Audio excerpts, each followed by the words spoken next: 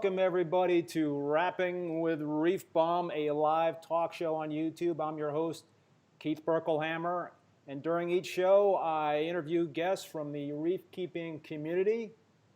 Today I welcome Ken Easter from Coral Frenzy, a company that produces a line of coral food. Ken, welcome to the show. Hey, thanks, Keith. Appreciate it. Thanks for having me. So, how are you managing, Ken, during these crazy, unprecedented times? Things are a little nutty, right? It is pretty nuts. I mean, I don't think I've stayed inside this much in 30 days in my entire life. Probably left the house 3 or 4 times in the last month. How about yourself? Yeah, getting a little stir crazy, getting bonding with the wife. We've been having a lot of quality time together, so it's certainly been interesting, but it's good. It's all good, and I think the house is a lot cleaner than it used to be, and it gives me an opportunity to work on a lot of projects, which is good, and my wife the same thing, so that's good. How are you guys faring with the Coral Frenzy, with the business and all that stuff? Are you guys still up and running? Yeah, it's great. It hasn't changed at all. I mean, we're lucky enough. The pet industry hasn't changed too much. You still have to feed your pets, both fish and corals. So we're allowed to stay open, which is nice. We're still shipping. We haven't seen any change really from our end. I mean, that may change in another 30 days, 60 days, but as of right now, nothing's changed. Yeah, no, that's good. Yeah, I mean, I've been pretty busy myself and shipping a lot of frags out, and I think it gives Aquarius hobbyists a lot of quality time at home and a lot of time to be with their tanks. So I think that's a good thing. That's a good kind of diversion in this day and age today. So hopefully it's not going to be going on too much longer, though. Yeah, I agree. I tell you, I think people's tanks are going to be the cleanest they've ever been. I mean, if you don't have time to clean your tank right now, something's wrong. So all right, let's get into a conversation about reef keeping. So you're an old school reefer like me, right? So tell everybody how you got into the hobby, into the business. What's your story? Well, so I guess my first freshwater tank, I think I got it when I was like 14 years old. It was a 29-gallon tank. I think it's pretty common with most people. I thought it was kind of cool. It had an under gravel filter, air stone, that kind of stuff. My first fish were those little iridescent sharks. They're just baby catfish, but they call them sharks to get all the kids to buy them. So that was my first step into aquarium life, as you'd say. I didn't get my first reef tank until '98. I got a 20-gallon long tank, and I don't know if you remember those Marine Land Eclipse 3 hoods. They had like a bio wheel in them and like a 20-watt bulb. Yeah. It was kind of funny. I went to my local fish store. They kind of talked me into. I'd always wanted a reef tank, and they were like, "Oh yeah, you should start off. Just get something small." And so I got that, and I set it up, and I really like the pulsing xenia and like hairy mushrooms, and they're like, "You don't want to get that." And I'm like, "No, I do. I like how it looks." And so I got some xenia, and next thing you know, the whole tank was covered in it. It's like the weed or the gift that keeps on giving. Yep. But it's kind of funny though. Still to this day, I like how it looks. I don't think I'd ever have it in a tank again unless it was like on one rock in the middle of where nothing can come near it. So. Yeah, that's true. I mean, I have some Zoas in my 187-gallon SPS-dominated reef tank that are just kind of taking over the bottom of the tank. I mean, they started out as 2 individual frags, and they've just really spread, and they're getting on the rocks, and they're actually starting to sting a couple of my my SPS. Some SPS don't mind, but yeah, you really have to watch out about some of those corals that could just take off. I mean, I love green-haired polyp coral, and I have not had any of that coral in any of my recent reef tanks, but that was probably my favorite coral starting off as a reef tank hobbyist, because it was wild to me that you could have this coral that could spread like that and have this cool, really green, grassy mat that just undulates in the flow. So I thought that was always pretty awesome, but I'm not sure I would ever have that in my tank these days unless, like you said, you had to kind of isolate it someplace. Yeah, I think guys do it where they put it all on the back wall of their tank, and I think it looks great. Yeah. Yeah. But you've got to make sure nothing's near it, no power heads. And I'm always worried about it. Like, I've always thought about doing it, but I'm always afraid it's going to go in the overflow, and then it's going to go through the whole tank, and it's just not worth it. Yeah, no. It's not worth the hassle. For sure. So, all right, so you've been in the hobby for a number of years. What have you seen in terms of changes over the years, in terms of big changes to the hobby? What would stand out to you? I don't know. When we first started out, we kind of started out by accident. Back in around, I guess it was around like 2003. The forums were getting big. Like at that time, Reef Central. We even had our local forum, Michigan Reefers, was getting big. The community seemed a lot tighter back then. There weren't any of these big shows other than MACNA. MACNA was really the big show. Now what's changed, I think, in the hobby is there's a reef show every single weekend. It seems like if you look at the list, there's got to be 50 reef shows a year now, which is unheard of. I mean, you have 2 in one weekend. One nice thing about the hobby though now compared to back then you had to read a ton. If you had a problem in the middle of the night, you had to hope somebody else was online, or if you hadn't already read about it. Whereas today you can jump on YouTube, find anything in 30 seconds. The internet's a powerful tool, both good and bad. There's a lot of bad advice out there too. Yeah, no, that's true. We were talking about that last week on the show with Randy. Just that you got to be careful in terms of what information you pick up from some of the forums, because sometimes it is not the correct information. So you really got to do your due diligence and do a lot of research on topics. And I always try to suggest to people not to act too quick and to really take their time and understand what's going on before they take some advice from the internet and do something to their tank that they might regret later. Oh, exactly. And then back when, I don't know about you, but when I first started, the thought of, doing an auto top off or something like that, it's like, oh, well, I'll put off doing that. Now, I mean, if there's any advice I'd give to anybody, that I think every single tank you should just start off having to have one. especially in a reef tank, it's the easiest way to make sure you keep your salinity levels the same. Yep. Which is, to me, it's really key. Yep. You can be off. Everything else can be off quite a bit, and your salinity can be off some, but especially when you're in a smaller tank, and that's what a lot of people seem to start off with. I mean, like now you can have a 10-gallon tank, and it can look wonderful, and they're pretty easy to maintain compared to back in the day when I had that little 20-gallon. I was constantly, every single day I need to make sure I was coming home to top off evaporation, with fresh water. So it was a hassle back then. Looking at it, you always had to have somebody watch your tank, whereas now you have, Neptune, GHL. There's a ton of companies out there that are making these controllers that you can be gone for 2 weeks, 3 weeks, a month. I mean, if you had the right setup, you could be gone for years. Yeah. But other than when you came back, I'm sure you'd have algae all over the front of your glass. But it'd be something. Yeah, it'd be a sight for sore eyes, that's for sure. So Ken, all right, now let's talk about feeding corals. And why do you think it's important for corals to be fed? What's the philosophy behind that? And when I mean fed, I mean supplemental feeding. Obviously, they're getting from lighting and all that sort of thing, and the nutrients in the water. But in terms of the extra feeding that you would do to a tank. Yeah, I mean, when we first came out, there were a lot of people who said, corals don't need to be fed. It's a waste of time. It's a waste of money. We were feeding our corals. We kind of like as far as the dry part of the coral frenzy goes, that kind of started by accident, to be honest with you. I was traveling a lot. My business partner, Jason Piper, he was doing a lot of tank maintenance. He was selling a lot of corals. I was feeding my corals live food and dry food. He was feeding his live food and dry food.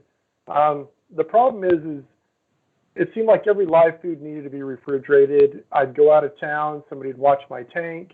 They'd accidentally leave the live food out. I'd come back and my tank didn't look quite right, and then I'd notice the bottle was sitting out.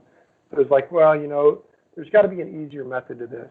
And one thing that we noticed were the times that we were feeding, the corals were looking much brighter, much more colorful, and so we just continue to do it. I've been the type of person where I've only had like maybe 1-2 fish in my tank at a time. So the export from the fish was not enough to feed a reef tank. So go ahead. No, go ahead. I was going to say, so you mentioned that you guys kind of happened upon the powder line of your food by accident. Why don't you talk about what you guys have to offer in terms of the powder and other things? And while you're doing that, I'm going to show a little time-lapse video of the pellets in terms of them being in the feed mode. Yeah, so we started off with the powder for the first 10 years we were in business. That was our main staple. The powder is more for SPS. Everything can feed from it, but it was more for the SPS, the zoanthids, the recordias, just the corals that we were mainly keeping. And then as time progressed, people kept asking for pellets. So they wanted something where they could feed, target feed their zoanthids, their recordia mushrooms, their LPS corals more. So we wanted to make something that was more for that, along with feeding, fish. And as I just was looking at the video there, a crab jumped in there. Crabs seem to go first. It's amazing how much damage they do too. But it's one of those things where I think it's beneficial for anything that's living to consume. One thing that we've always maintained is we always use top quality ingredients, from our schizochitrium to our our main ingredient really that separates us from everybody else is the fact that we have salmon roe brought in. It's cold dried at a low temperature, and then it's turned into a powder form, and that's the main basis to our food that separates us from everybody else. We just recently introduced probiotics. The probiotics part of it is not for the corals themselves. The probiotics part of it is to keep water clean. There have been no scientific studies that we know of that show proof that corals benefit from probiotics. The probiotics part keeps the water clean so you can feed it more. The problem with, it doesn't matter if we put a 1/4 teaspoon per 50 gallons on the jar. Everybody seems to think the more that you feed them, the faster they'll grow. And that's rarely the case. If anything, you should feed less. Most corals, and the reason why I say most corals, some corals like mushrooms and Recordia, they seem to like water that's a little more dirty. But if you get an SPS tank, you've got to keep the nutrient. You don't need to keep it at 0, but you need to keep your nitrates down. What would you say, Ken, is a good range for nitrates and phosphates to optimize the feeding? Every tank's different, to be honest with you, and I don't like to say numbers out there because I just got in a discussion with this with somebody, and he showed me his tank. His nitrates were through the roof. I mean, what I wouldn't keep anything, and he has one of the nicest looking SPS tanks I've ever seen. So, I mean, I don't like to go by numbers, like perfect example, our big tank that we have out west, we keep our calcium level at 480. That's pretty high for a lot of people. And but our corals do well out there. They look nice. Nothing seems to change. I personally would probably keep them down lower than that. But I'm a big fan. I don't like to mess with things that are not broke. If it's working and it's working well, I like to keep it. I think light has a huge factor. I think lighting, flow, salinity, those things are the keys to any good reef tank. Yeah. Your alkalinity. No, for sure. How often, Ken, do you think corals should be fed? And let's also talk the difference in terms of the broadcast feeding versus directly feeding a coral.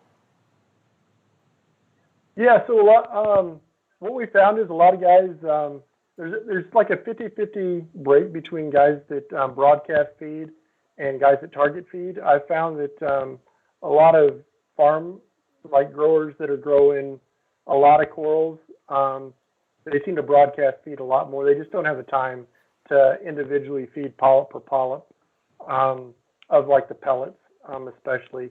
When it comes to powder, I like to broadcast feed just because I think it's easy. Nothing's easier than mixing some up in a cup. You take the time. By the time you're done cleaning your glass, the water, the coral frenzy has been absorbed by the water. You can pour it in your tank. I usually turn off the overflow so it doesn't run all down into the sump, and then just let the recirculating pumps do their job. Can you also mix it in with like frozen foods? So if you're feeding your fish and you've got a whole bunch of goodies in your frozen food, can you mix a little coral frenzy in that and feed on a daily basis? Yeah, definitely. And we know a lot of people that do that. They take the frozen, they mix it with the tank water along with some coral frenzy. We're going to release something in the fall, hopefully, that's going to add on something as far as a liquid form goes to help all that. I don't want to give too much away, but this is the first time I've actually spoken about it. And it's got, it'll be released hopefully in the fall. This whole Corona thing kind of has changed a little bit in regards to that. You can find out exactly which manufacturers can keep up with as far as bottles and jars, and and that such. But Go ahead. go ahead. Sorry, Keith. No, I think I really think that a good diversity is great. I mean, I have a great friend, Josh Avila, who owns Reef. They do phytoplankton and zooplankton. I get pods from him. I'm a fan of live or frozen, like what I've always said on, right in every advertisement, right on our website. Coral Frenzy is for people that don't have the time or the patience to feed live or frozen foods. And that's just the truth. Not everybody wants to take the time to do it. I mean, I surely, right now we're stuck at home. It's really easy. You can feed whatever. But usually, I just don't have the time or the patience. And I think a lot of people are in that same boat. So Hey, there's Phil from Reef Keepers on there. What's that? I just noticed over there on the side, Phil from Reef Keeper. Oh. His tank's beautiful, by the way. Oh, okay. Well, maybe Phil will chime in with a question. Yeah. So there are a lot of other companies in this space in terms of the coral food space. What other players are out there that you think are really doing a good job that are being innovative? I mean, like I mentioned, Reef, they do a great job. I think Chad at Reef Nutrition, I think they're a top quality product. Larry from LRF, when it comes to frozen, he's done a great job for the hobby in terms of frozen foods. A lot of the other ones, I really, don't talk too much about them. I know there's a lot of copying going on. I know a lot of products that are coming out there that they definitely have not done their homework. I don't think that, without bashing on anybody, I really don't think that you should be putting like soy flour in your foods. I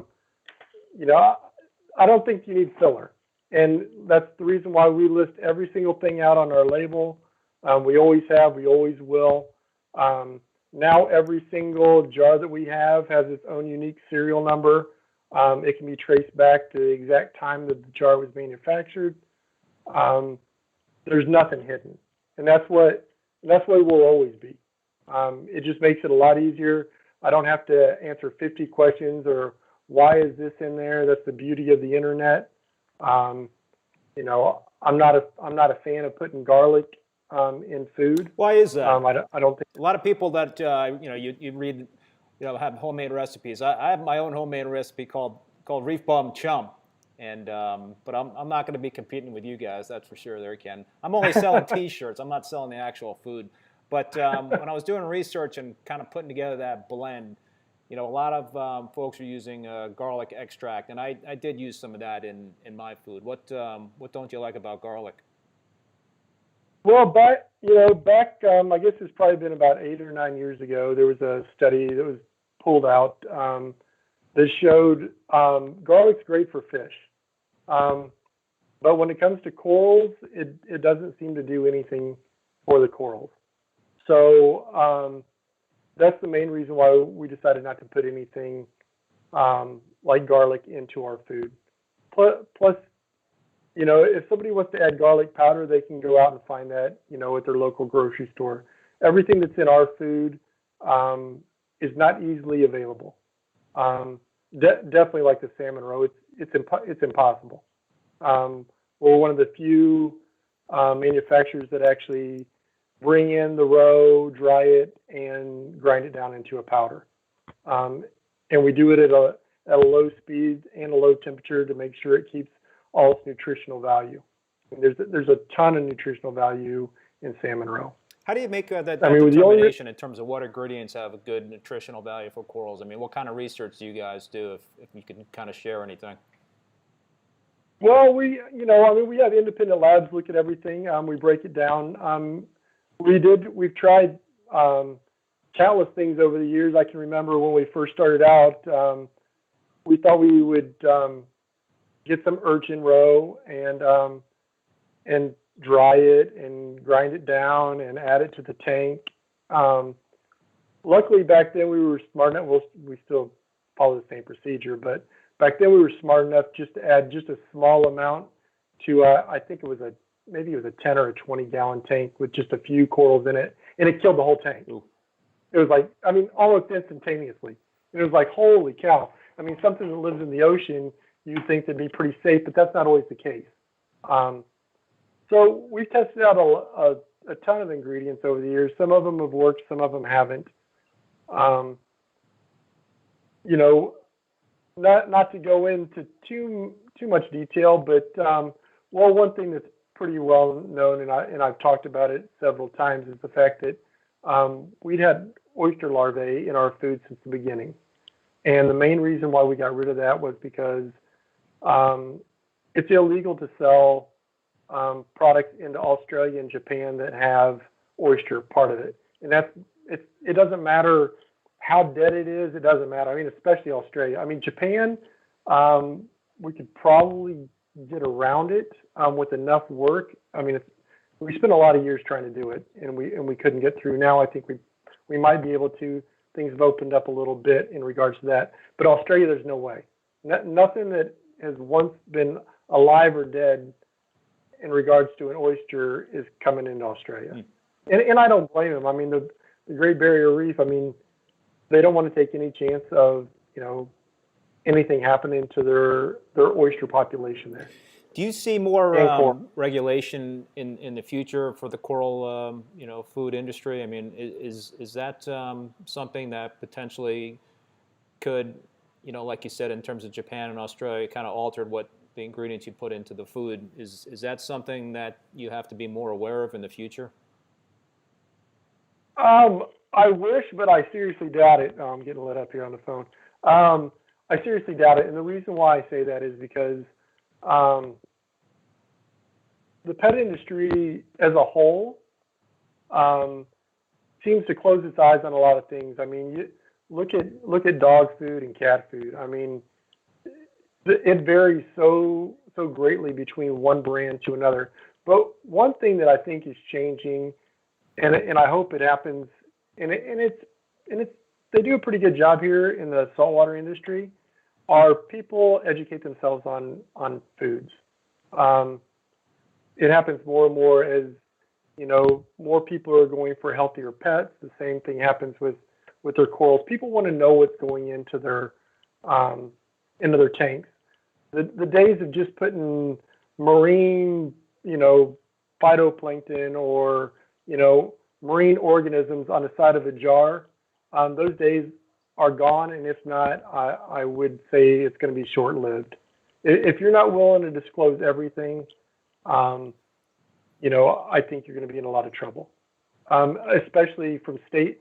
Every state varies from state to state, but, you know, you need to make sure that you have a top-notch facility. You need to make sure that you're obeying all the laws and regulations, both, you know, within your state and federally. Yeah, no, I'm sure that's something you really have to be very aware of, and to be a reputable company and have that, you know, not, you know, you want to have that credibility. So I'm sure that's very important in terms of what you guys do. Yeah. I mean, I think, but one thing that I think is really going to change more than the coral food are the corals themselves. I mean, you already saw, like, there was an endo ban for quite a while. They've lifted it, but it's being restricted quite a bit. I think you're going to see more and more and more of that. I think in 10 years from now, probably 90% of you're going to see in reef tanks are going to come from aquaculture, hopefully, and or facilities that do bring in wild. It'll just be brought in small quantities to a select few, and hopefully they'll do a great job with it. Yeah, I think the aquaculture, really, in terms of the time that I've been in the hobby, you know, I've been in the hobby a long time, and I know you have too. It's just incredible to me how it changed. I mean, when I started out keeping SPS, it was all about getting wild colonies and and starting a new reef tank with some nice big starter corals that you didn't have to wait a while for them to grow. And I don't think people really realized that they had acro-eating flatworms or red bugs until that stuff started to become known and recognized as issues, and then people, I think, started to get more smarter about dipping and not passing along those pests to other folks. But the aquaculture part has really changed things tremendously. I remember when I first tried to do, in the background on this video here, you can see the alveopora, and I've got some gonioporas in my tank. And man, when I first started trying to keep those corals, I could never keep them because they were all brought in as wild specimens, and I think they called them just general like flower pot corals, and they were just really, really attractive in the local fish store, and they were always just looked nice and full, and the polyps were flowing, and you bring it home, and then a few months later it'd just be dead. And today, I think you could buy frags of those types of corals in terms of the alveopora and the goniopora. That's what I did, and they're growing like weeds, and it's really changed. Yeah. And I think if you're feeding your fish right and using foods like Coral Frenzy, it's just going to help them maintain their health.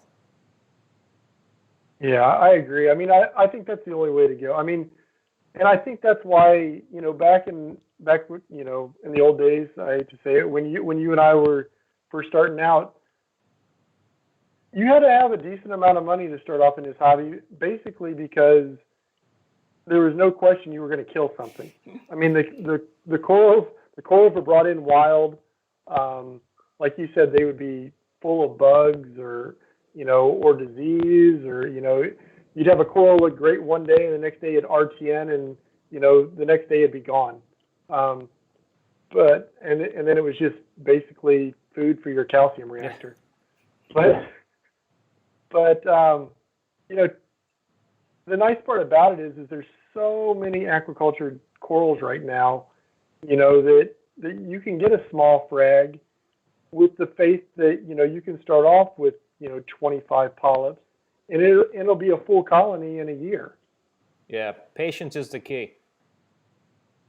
That is the key. And the other thing is, what's real common now that wasn't common back in the day are quarantine tanks. Yeah. You can get a 10-gallon tank now for $130. That'll be set up, and you can keep your corals in there for 30 days or 60 days and not have to worry about anything. Yeah. No, Yeah. I've always thought the same thing in terms of quarantine tanks. It's great. It's a little extra work. It's a little extra money to maintain. You can certainly set up a relatively inexpensive quarantine system for corals. Same with fish, almost like a little temporary hospital tank to make sure the fish are not bringing any disease into your main display tank, and that's always a smart move. So, the more and more people are doing that, and again, that just kind of lessens the spread of all the pests and bugs and disease in the hobby, and that's a good thing. But it's also really good to see that a lot of the online coral vendors are taking multiple precautions to make sure that they have pest-free corals, which is a really smart thing. Yeah, I know that you do. I remember we did a giveaway with you a couple years ago on a red planet, and the person who won it, said he couldn't believe it. He dipped it 3 times, and he couldn't believe there wasn't one single pest on it. But that just goes to show you. You really need to make sure that you're giving a top quality product, just like what you do. Yeah, no, for sure. Well, Ken, we're getting close to the end here. Is there anything else you wanted to talk about in terms of Coral Frenzy or just the reef keeping in general? Not really. I just want to thank everybody for the support over the years. It's been we're going on 14 years now, so that's it's a long time. It seems like just yesterday that we were first mixing it up. But I want to thank everybody over the years for all their support, especially you. For having me on here. You need to talk more about your 2 Tank of the Month wins. It's quite impressive, Keith. I know you're a very humble person, but I don't think people realize what you've built over the years. You have 2 of them. You've got another one right there that you'd probably win again if you displayed it, which is impressive. I mean, it's one thing to, it's one thing when you see people, they get in the hobby and a year later they have this huge reef and it's all full. But that's usually because they bought it all, but it's another thing when you just take them from small frags like you've always done, built them into a huge reef like you've done. It's quite a testament. Yeah, no, thanks. It's definitely, you gotta just kind of have that vision. If you set the tank up right and you take your time, that's what I always tell people, is that don't rush it. Give it a few months before you start really, starting stocking up on the corals and all that stuff, and make sure things are going right. And you're gonna get through the ugly stage for sure in terms of algae, and that happens to everybody, and it can be frustrating. But you just kind of grind through it. And once you do, it's going to be rewarding. And if things are stable, I mean, that's the whole key too, is just to have this stable tank in terms of those parameters, and then the corals will respond eventually to that stability and the patience. So those have always been the keys for me. Great. Well, listen, Ken, I want to thank you for being a guest on the show. I really appreciate it. And Ken, where can folks find Coral Frenzy food these days? So hopefully you'll find it at every local fish store that you go to. If your local fish store doesn't have them contact me. We can make sure that they get it. You can find it on our website, www.coralfrenzy.com. You can find it. There's a multitude of online vendors that also sell it. But we'd really prefer everybody to run into your local fish store. While you're there, grabbing a jar of Coral Frenzy, maybe you'll pick up a coral or, another piece of live rock, or just buy a bigger tank in general. So that's what we'd like everybody to do. Yeah, local fish stores are just so important. I mean, that's really my first memory in terms of getting into the hobby and walking into my local fish stores. And you just go in there and you talk to the folks that are working in there. You talk to other reef keepers. It's a really cool gathering place, and hopefully you'll be able to gather those places real soon. Again. Thank you. But all right, listen, everybody. So thanks for tuning in. Next week I'm going to be doing a live stream on Tuesday at 5 p.m. and I'm going to have Scott Lee from Royal Exclusiv as my guest. So hopefully you guys will tune in to that show. But until then, thanks for checking this out, and Ken, I'll see you soon. Thanks a lot, Keith. Appreciate it. Tell Scott I said hi. Will do. Well, you can tell him next week if you tune in. Well, yeah, I'll tune in for sure. Adios.